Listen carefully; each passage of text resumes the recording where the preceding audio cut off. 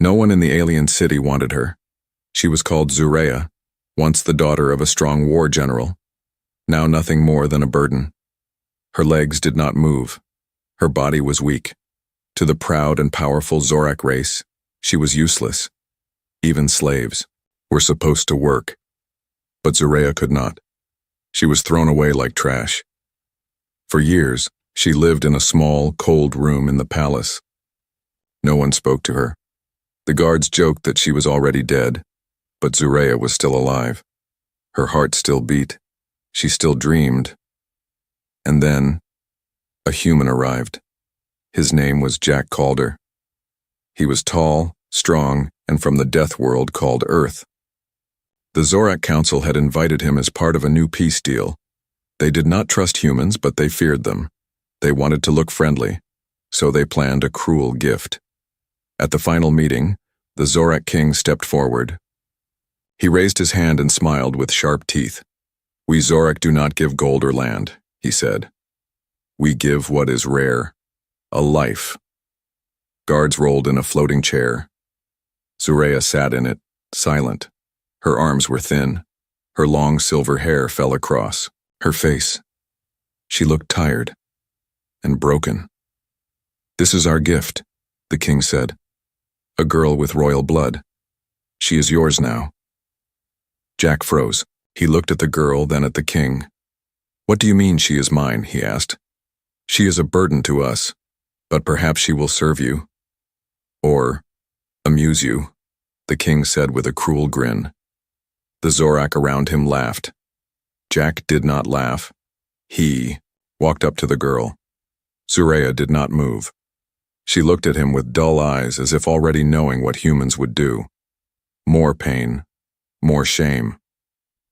But Jack knelt beside her and asked softly, "What's your name?"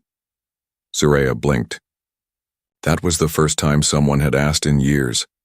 "See Zureya," she whispered. Jack stood up and faced the Zorak king. "I'll take her, but not as property. She comes with me because no one here seems to care what happens to her." The room went quiet. The king frowned. "You speak like a fool, human." "Then call me a kind fool," Jack said. "She deserves better than this." Without waiting, he gently wheeled the floating chair toward his ship. No one stopped him. As they left the palace, the guards murmured behind him, "The human is wasting his time." Zureya sat silently, unsure if this was another trick.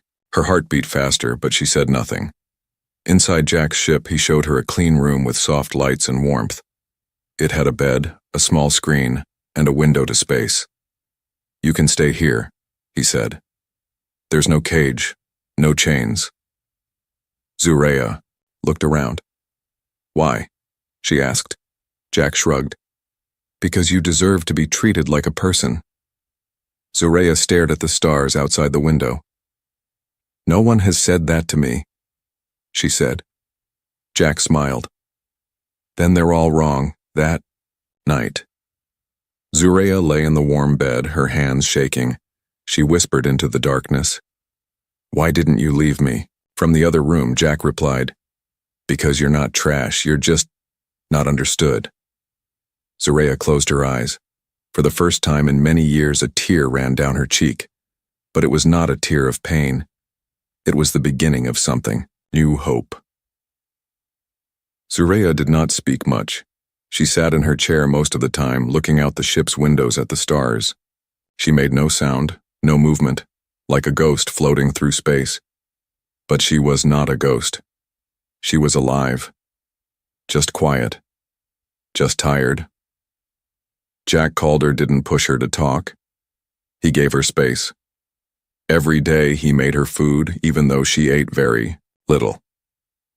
He cleaned her room and adjusted her chair to make it more comfortable. He fixed a heating system just for her. And every night, before sleeping, he read a story out loud, even when she didn't respond. Zureya would just sit, watching the stars, but her ears listened. And slowly, something inside her began to stir. One afternoon, Jack brought her a gift. It wasn't anything fancy, just a simple cloth blanket, handmade, soft and blue, like Earth's oceans. I thought you might want something warm, he said. Zoreya took it slowly. Her hands trembled as she touched the fabric. Why? She whispered. Jack tilted his head. Because you looked cold. She stared at him for a moment. Then she looked away. Thank you, she said very quietly. Time passed. They traveled from one system to another. Jack worked on trading goods, repairing machines, and sending messages to Earth.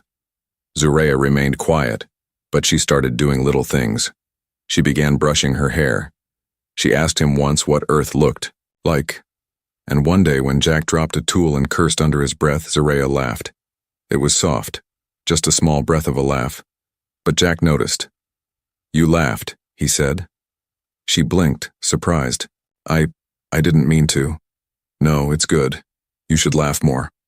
That night she stayed up late, watching him from her chair as he worked on his ship engine. She didn't say anything, but her eyes followed him, closely, carefully. Then, one night it happened. Zoreya screamed in her sleep. The sound echoed through the ship like a wounded animal. Jack rushed to her room. She was thrashing in bed, her eyes wide but not awake. Sweat covered her forehead. No, don't take them. Zoreya, it's okay. Wake up, Jack shouted. She opened her eyes, gasping. Her hands grabbed at him like a child lost in the dark. Jack held her gently. It's okay. You're safe. You're not there anymore. Zoreya was breathing hard. I saw it. I saw the fire again. Jack didn't ask questions. He just stayed there, letting her breathe, letting her remember without force. After a long silence, she whispered, My family, they burned. Jack felt a cold shiver run down his spine. He understood. This wasn't just about being paralyzed.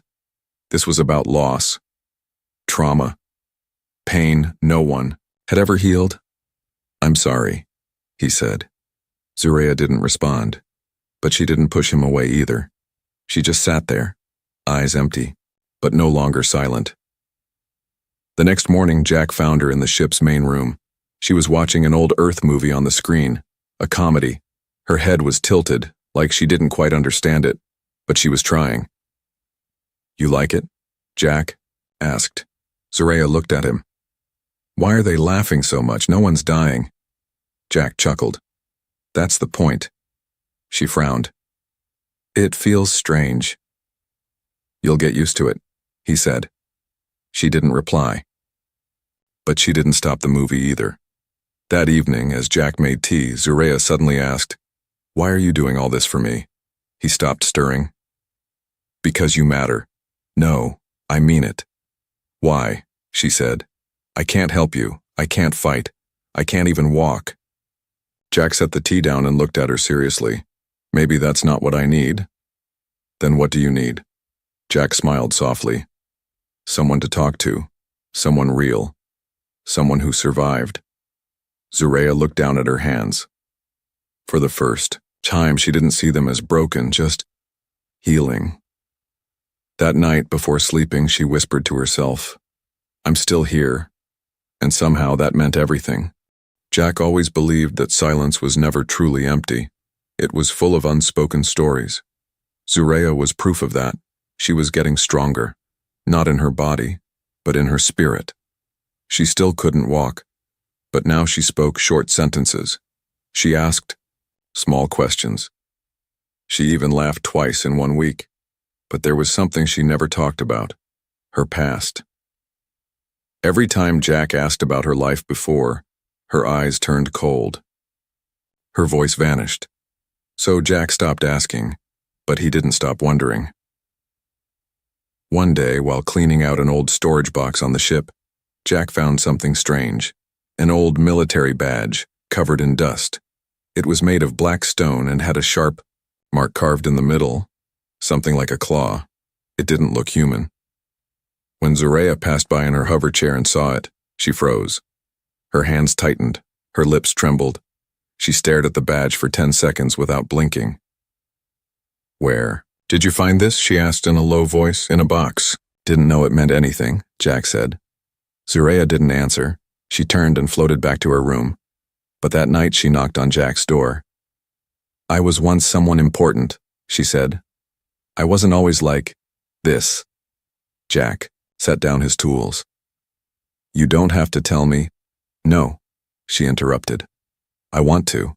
You should know. She told him everything. She was General Zorak's daughter. Not just any general, but the one who led the entire Zorak military into the Red Eclipse War. Zoreya was trained from childhood in tactics, leadership, and fighting. At just 14, she led her first mission. By 18, she was a known name across 3 planets. But then came the Fall, a surprise attack. Her ship was sabotaged. She crashed. She barely survived. Her legs were crushed. Her nerves were damaged. The doctors said she would never walk again. Her own people, her commanders, her friends abandoned her. To them, she was now a shame. That badge, she said, was mine. Jack listened without a word. He saw the pain in her eyes, not just from her body, but from the betrayal, from being forgotten. They erased me from all records, she whispered. It was like I never existed, like I died that day. You didn't die, Jack said gently. You're here. She looked at him with soft eyes. Do you really believe that? She asked. Jack nodded. I believe you're still a warrior, just one waiting to rise again. The next day, Jack started working on something new, a mechanical exosuit. Simple, at first, but strong, not to make her fight, just to help her stand. When she saw the pieces, she shook her head. Don't waste your time on me. It's not a waste, Jack replied. You're not broken. You just need a new way to move. Zoreya didn't speak. But that night when Jack was asleep, she rolled into the workshop. She looked at the half-finished suit and touched it. Her hand stayed there for a long time. The next morning, Jack noticed something. The suit's left leg piece had been moved. He smiled. So, someone's curious. Zoreya looked away. I was just checking. Check it again today. I'll, help you. I said I know, Jack said. But I believe in you. Even if you don't. That sentence hit her harder than a blast cannon. By the end of the week, she agreed to try. The first test was slow, painful, frustrating. Zoreya stood for 3 seconds, then fell into Jack's arms. She cried, but not because of pain, because she stood, even for just 3 seconds. Later that night, as Jack tucked the tools away, Zoreya sat beside him. You're strange, human, she said softly. Why's that? You treat me like I'm still someone. Jack smiled. That's because you are. Zoreya looked at him quietly, and for the first time, she didn't feel like a burden. She felt alive. Zoreya waited until the ship lights dimmed for night mode. Jack was asleep. The stars outside moved slowly past the window as the ship floated through space. She looked down at the exosuit lying quietly in the corner of the room. Its silver limbs, wires, and support pads seemed to call her name. Zoreya took a deep breath. She wheeled herself over and stared at the machine. Jack had spent so many hours building it, piece by piece, day by day. Every bolt, every wire, every curve was made with care. But fear still gripped her heart. What if I fall again? What if I look weak? Then she remembered something Jack once said. You don't have to be strong for them. Be strong for yourself. She reached out and began to attach the suit. It wasn't perfect. The pieces clicked in awkwardly. Her hands trembled. The back harness felt heavy. She stood for 5 seconds. Then 6. Her heart pounded like thunder. She took one slow step. Then another. And then her leg jerked, balance failed, and she crashed to the floor. Hard. Metal hit metal. Her head hit the wall. The room shook. Jack's door flew open. He ran in, half-dressed, eyes wide. Zoreya. She was curled on the floor, breathing hard. She looked up at him, embarrassed, angry, and in pain. I tried, she said. Jack ran to her, kneeling. Are you hurt? No, she shouted. I mean, yes, but not there. She pointed to her chest. My heart hurts. Because I thought I could do it. Jack placed a hand on her shoulder. You did do it. I fell. But you stood. You tried. That's more than you've done in years. She looked away. I feel stupid. Jack helped her up carefully and placed her in her hover chair. Then let's feel stupid together. The next day, Jack didn't speak of the fall. Instead, he adjusted the suit's weight system. He softened the boots, added extra support for her back. That evening, Zureya stood again, and this time, she didn't fall. She walked across the room, step by shaky step. Tears rolled down her cheeks. Jack clapped like a proud parent. Zureya laughed. Full and real. Stop clapping, she said. Can't help it, he smiled. You just walked across my entire ship. She rolled her eyes but smiled. Later that night, Zureya sat in silence watching the stars. Jack sat beside her. She finally asked, What's your story? He blinked. Me? Yes. You helped me so much. Why? Jack leaned back. I was a soldier once, on Earth, in a war. I saw a lot of people die. Good people. Some of them couldn't walk. Others couldn't talk. But I learned something important. What? Everyone has worth, even when others stop seeing it. Zureya was quiet. I think that's why. I couldn't leave you behind, Jack added. Because I reminded you of someone? No. Because you reminded me of what hope looks like when it refuses to die. Zureya turned her head away quickly. She didn't want him to see her eyes, but he already had. The next morning, she walked through the ship's main hall without help for the first time. The lights reflected off her silver suit, as if she was glowing. She saw her reflection in the polished wall, and for the first time, she smiled at it. She didn't see a broken girl. She saw a survivor, a fighter, a spark that refused to burn out. That night, she recorded a voice log. Her voice was quiet, a little shaky, but clear. This is Zureya. I stood today. I walked. Not far, not fast, but I moved. I remembered who I used to be. I'm not that same girl. I'm something new. I'm not just trying to live anymore. I'm trying to be alive. In the shadows, Jack smiled. He had never listened to her logs before, but tonight her voice gave him more strength than any victory ever had, and he knew. The real battle hadn't started yet, but Zureya was ready. The ship was quiet. Too quiet. Jack sat at the front control panel, sipping hot caf while watching the radar screen. Zureya was asleep in her cabin. After weeks of practice, she could now walk the full length of the ship in her exosuit without falling. She was changing. Not just her body, but her voice, her strength, her will. She laughed more. She even cooked for Jack once. Burned the food, but smiled the whole time. Jack thought peace had finally come. He was wrong.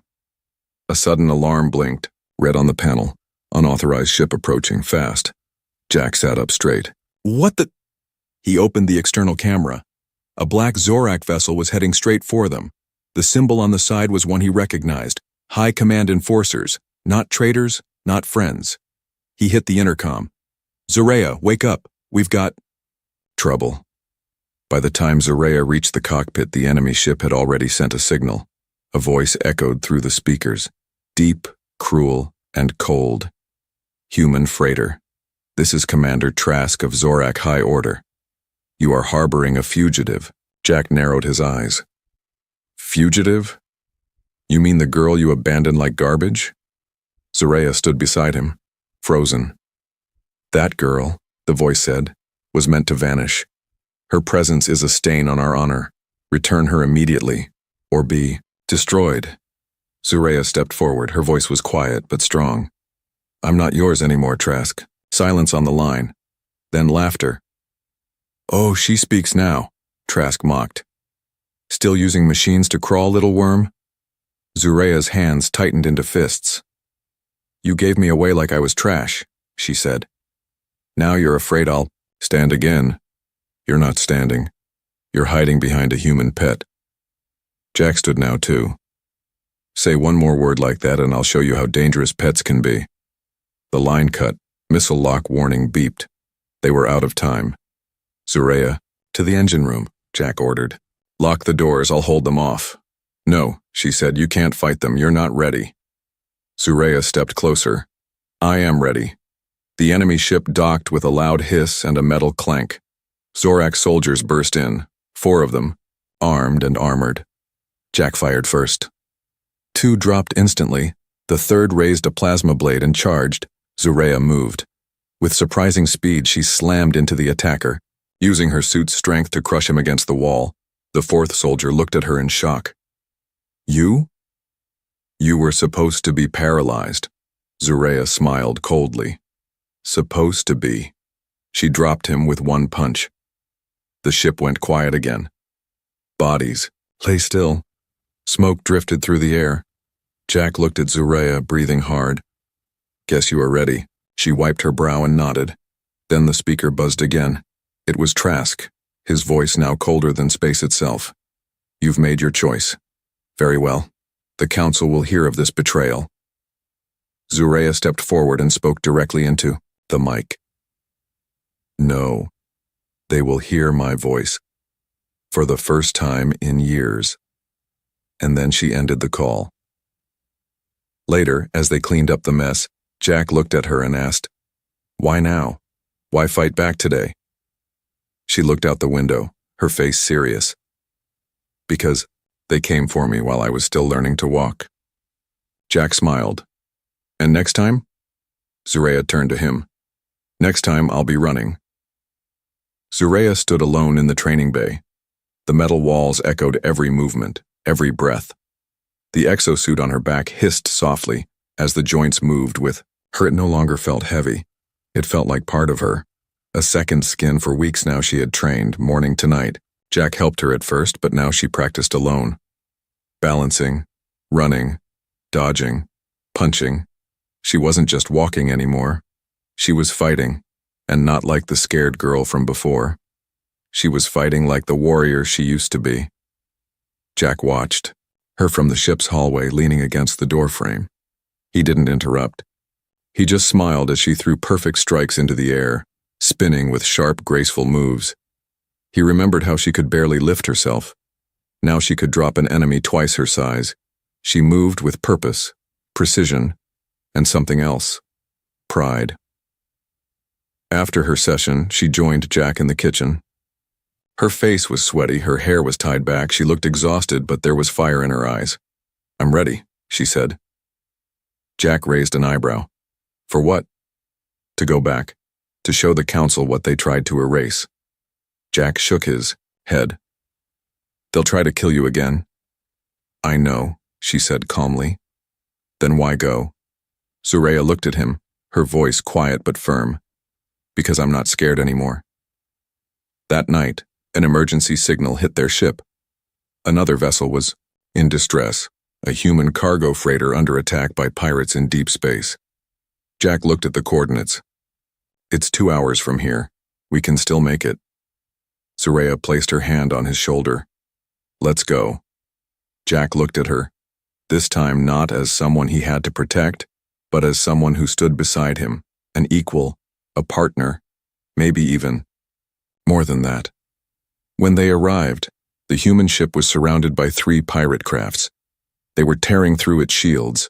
Smoke trailed from the hull. The emergency beacon flashed like a heartbeat. Zureya's eyes narrowed.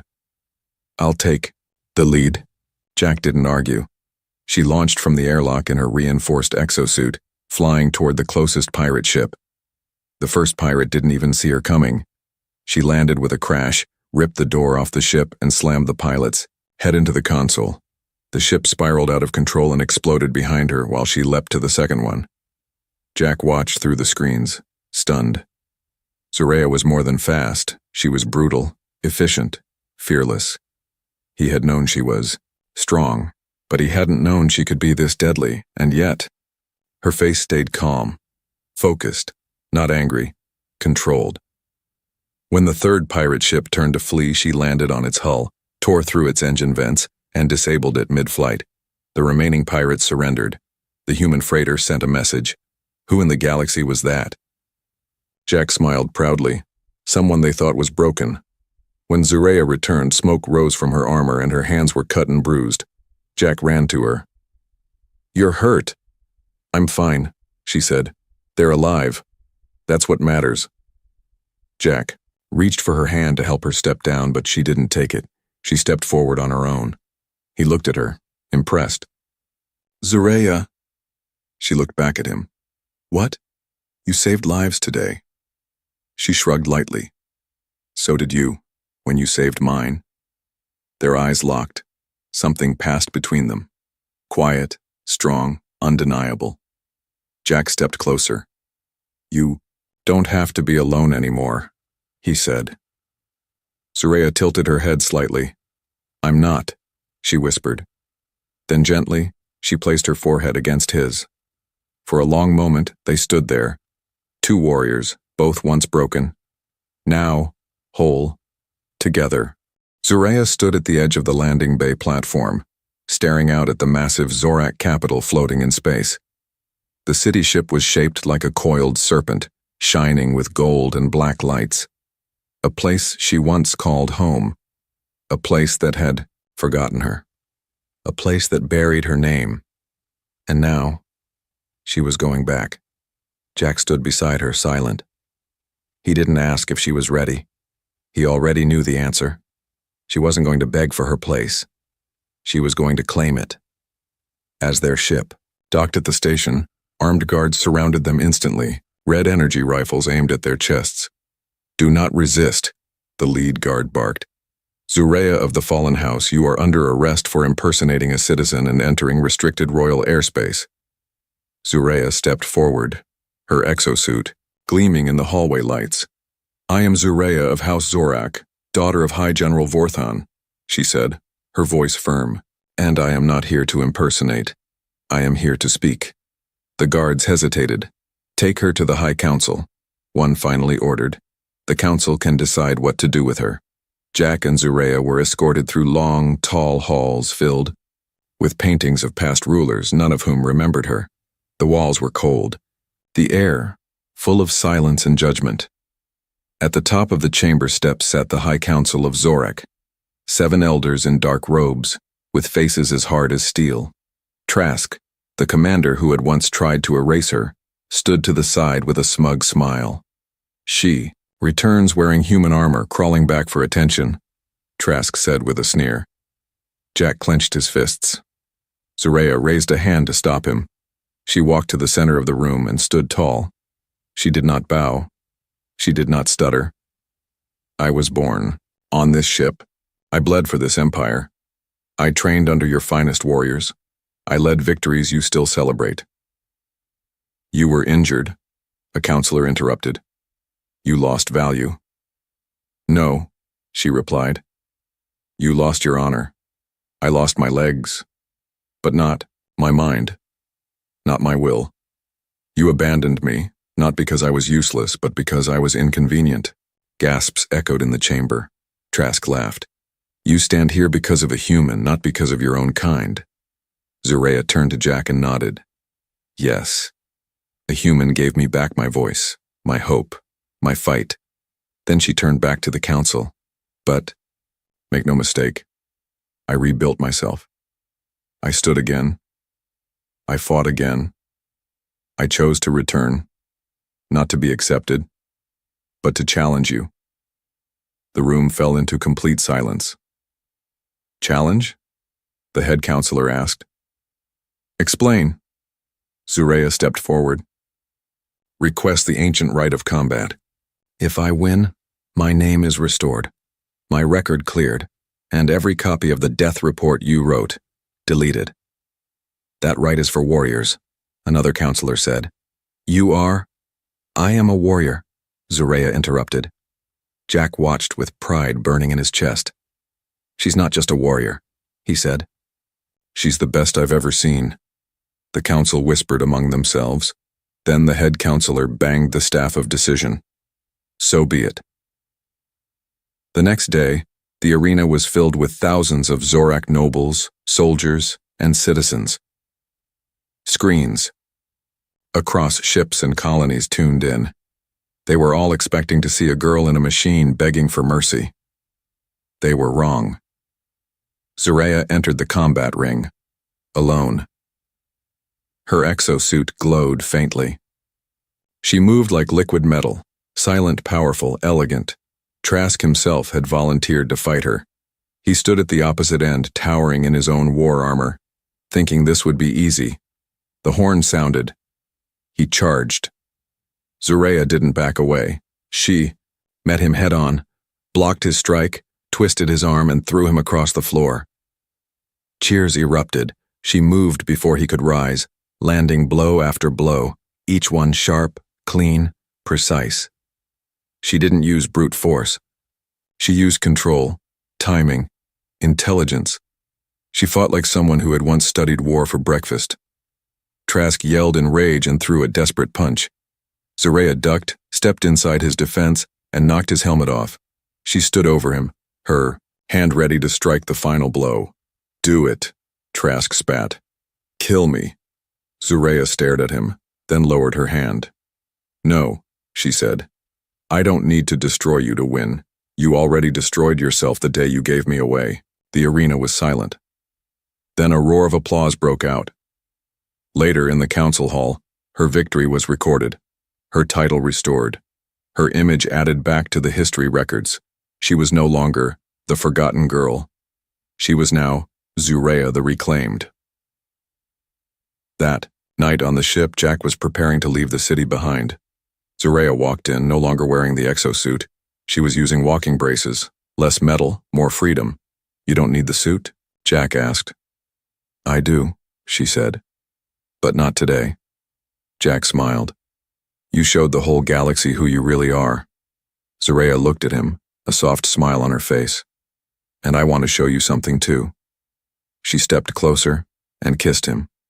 It was slow, warm, real.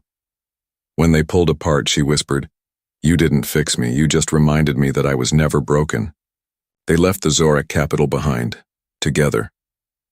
No longer a broken girl and a kind human, but two souls who refused to let the galaxy decide their worth. And as the stars opened before them, Zoreya finally said the words that had been growing inside her since the beginning. "Jack, wherever we go next, take me with you." He grinned. "I wasn't going anywhere without you."